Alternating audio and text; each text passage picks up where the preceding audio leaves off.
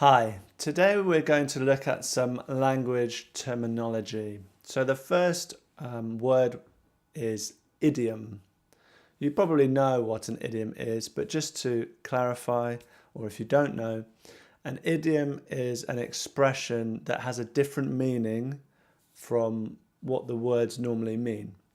So for example, if I say, oh, I had a ball last night, I don't mean that I went to a formal dance and wore a suit and danced with women in dresses like a ball.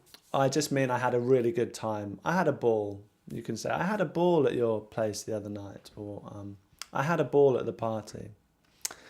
So that's an idiom. So we have a lot of idioms in English, as in most languages, and they're quite nice to know. They're a good way of livening up your language. The second word we're looking at is collocation. So really what this means is that certain words go together. So to give you an example, if we have a lot of rain, we would say it was heavy rain. If I say it was strong rain, this sounds very strange, even though maybe someone would understand what you meant. It sounds very odd. In the same example actually is with smoking. So if someone smokes a lot, you would say they're a heavy smoker. It sounds very strange to say they're a strong smoker.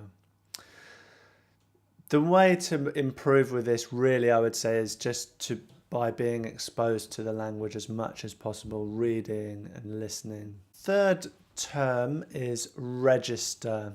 So basically, register is the level of formality.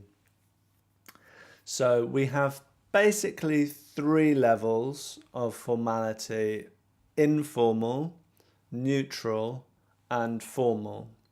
But these boundaries aren't set in stone,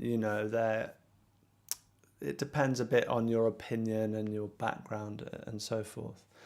But it's important, again, when you're progressing a bit further with your English, to use the right register. If you're too formal in a situation, you might sound rude or detached.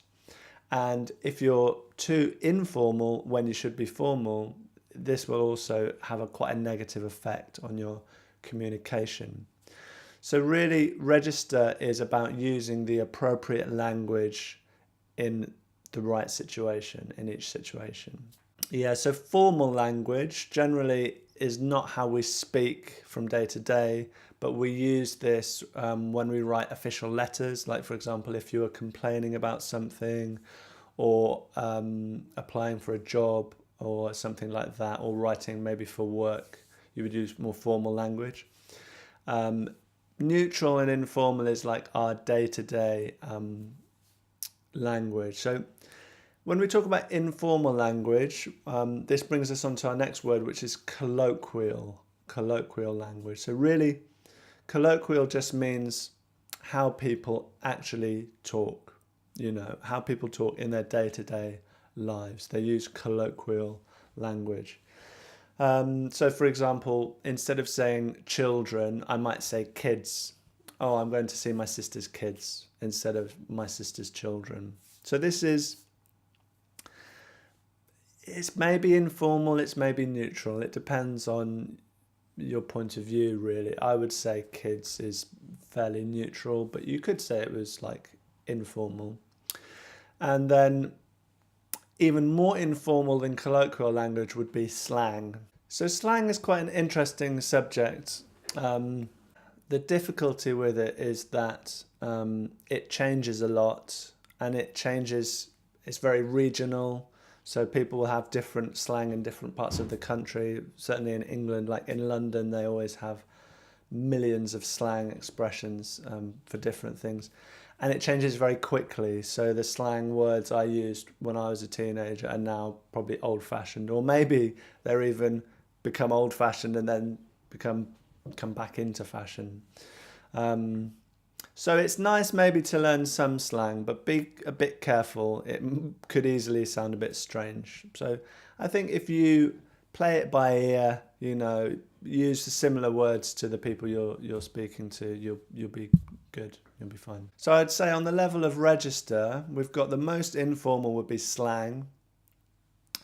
Then we've got colloquial language leading into neutral, and then formal language. Yep, so that's all I want to say for today. Thanks very much for watching. If you have any questions, please leave them in the comments, and good luck with your English. I'll see you next time.